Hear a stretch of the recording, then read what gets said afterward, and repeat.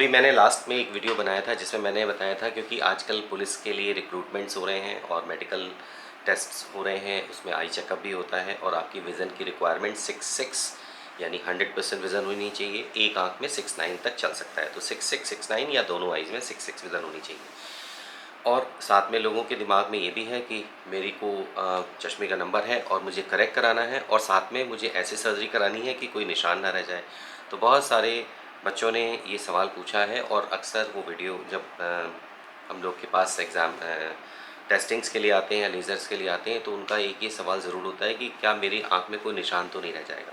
तो आज हम इसी बारे में बात करेंगे कि क्या कोई भी लेज़र आँख के अंदर निशान छोड़ता है, इसकी क्या सिग्निफिकेंस है, क्या इससे कोई प्रॉब्लम है और साथ में क्या मैं इससे रिजेक्ट हो सकता हूँ। मैं doctor Sudhir Srivastava, cataract and refractive surgeon, Sanai hospital, Lucknow से।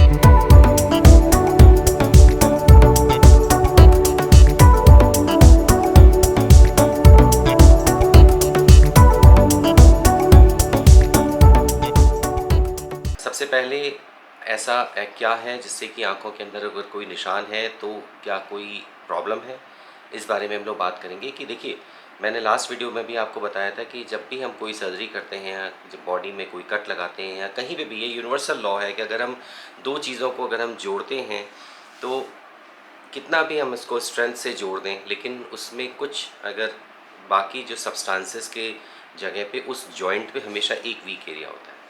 जैसे अगर हमने आयरन को जोड़ा, वेल्ड किया, तो अगर हम उसको ब्रेक करेंगे तो आयरन दूसरी जगह से ब्रेक होने की जगह ज़्यादा पॉसिबिलिटी है कि वो वहीं से ब्रेक हो। वैसे ही अगर आँख में, आपकी बॉडी में कोई बोन में फ्रैक्चर हो जाए और अगर दोबारा से उसके ऊपर प्रेशर आए तो वो वहीं से ब्रेक होने की पॉसिबिलिटी उसकी ज़्यादा होगी।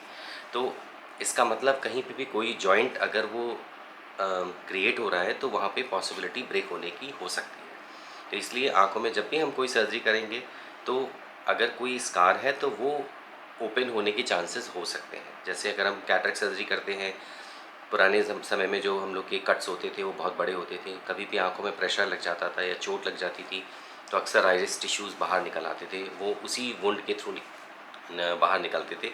कोई नया कट नॉर्मली तभी लगता है जब बहुत शार्प चीज़ आपकी आँख के अंदर एंटर करे।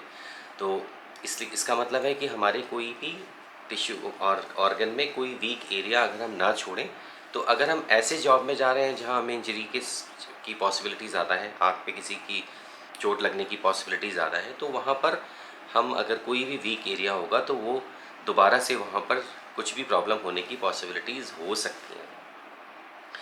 इसलिए नॉर्मली जब पहले हम लोग सर्जरी के लिए प्लान करते हैं या रिक्रूटमेंट्स होते हैं, वहाँ पे जो डॉक्टर्स होते हैं वो ये हमेशा चेक करके देखते हैं कि आँख में कोई स्कार तो नहीं है, किसी तरह की कोई कट वगैरह पहले तो नहीं हुआ है, कोई इंजरी तो नहीं हुई थी जिसके स्कार हैं, क्योंकि वो एक वीक एरिया होंगे और आपको फ्यूचर में वो प्रॉब्लम क्रिएट कर सकते हैं और आपकी प्रॉब्लम से ऑर्गेनाइजेशन को भी प्रॉब्लम होगी। अब आप बात आती है कि साहब चश्मे का नंबर है, तो या तो चश्मे का नंबर है तो मुझे जॉब में जाना ही नहीं है। एक तो पॉसिबिलिटी सिंपल सी है, बहुत कम नंबर के बच्चे आते हैं जिनकी बहुत कम रिफ्रैक्टिव एरर है। नॉर्मली ऐसे बच्चे अगर हमारे पास आएंगे कि मुझे स्पेक्टिकल रिमूव करना है तो हम उनको हाथ जोड़ के मना कर देंगे कि नहीं, आप इसके नंबर को रखिए और पहनिए, इसको क्लासेस यूज़ करिए। लेकिन उतने कम नंबर में भी अगर उसकी जॉब की बात है, अब उसने मन बना लिया है और वो अदरवाइज़ फिट है, मेडिकली फिट है, बाकी तरह से उसने अपना एग्ज़ामिनेशन थ्रू कर लिया है, तो हम क्यों आँख की वजह से उसको रोकें। तो इसलिए थोड़े नंबर्स को भी आजकल हम लोग एडवाइस करते हैं करेक्शन के लिए। अब करेक्शन करने में हमेशा हम जो प्रोसीजर करेंगे वो हम ऐसा करेंगे जिसमें कि किसी तरह का वीक एरिया क्रिएट ना हो। तो केवल जो पीआरकेज़ हैं यानी सरफेस एब्लेशंस हैं, चाहे वो एपिकॉन्टूरा है, चाहे वो एपिक लैसिक हैं, केवल ये प्रोसीजर्स ऐसे होते हैं जिसमें किसी तरह का कोई भी स्कार नहीं होता, क्योंकि हम केवल आँखों की स्किन यानी एपिथेलियम को रिमूव करते हैं। डायरेक्ट कॉर्निया के सब्सटेंसेस पे लेज़र होता है और एपिथेलियम से 4 से 5 दिन में ग्रो कर के कवर कर लेती है। एक कॉन्टैक्ट लेंसेज लगा रहता है हीलिंग को स्पीड अप करने के लिए। उसको हम 3 से 4 दिन के बाद हीलिंग के बाद निकाल देते हैं। लेकिन एपिथेलियम क्योंकि सिंगल लेयर होती है इसलिए वो वीक होती है, उसको स्ट्रेंथ लेने में करीब 3 से 4 हफ्ते का समय लगेगा। लेकिन उसके बाद किसी तरह का कोई भी वीक एरिया नहीं है, कोई भी फ्लैप नहीं क्रिएट हुआ है, किसी तरह का कोई लेंटिक्यूल अंदर से कट नहीं हुआ है, तो इसलिए जो कोई भी, क्योंकि कटिंग नहीं हुई है इसलिए किसी तरह की स्कार उसमें नहीं होगा।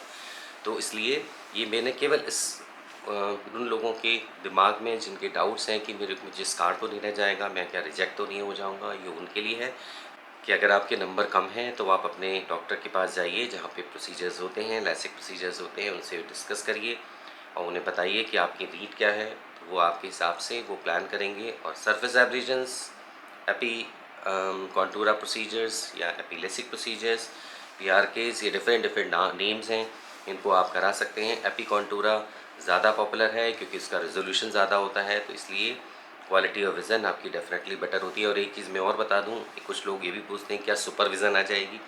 सुपरविज़न का मतलब ये ये नहीं है कि आपको कोई एचडी विज़न मिल जाएगी, जिस तरह की बातें हम लोग सोशल मीडिया पे करते हैं। सुपरविज़न का मतलब है कि आपकी एक अच्छी क्वालिटी ऑफ विज़न रहेगी और आप अपनी अच्छी लाइफ लीड कर सकते हैं, बाहर भी, कमरे में भी, किसी तरह का कोई ग्लेयर वगैरह ना हो, किसी तरह की कोई डेप्थ परसेप्शन में कोई प्रॉब्लम ना हो, यही सुपरविज़न होती है। तो अगर आपको नंबर्स हैं, अपने डॉक्टर के पास जाइए, उनके साथ डिस्कस करिए, आप बताइए आपको रिक्वायरमेंट क्या है, वो असेस करेंगे।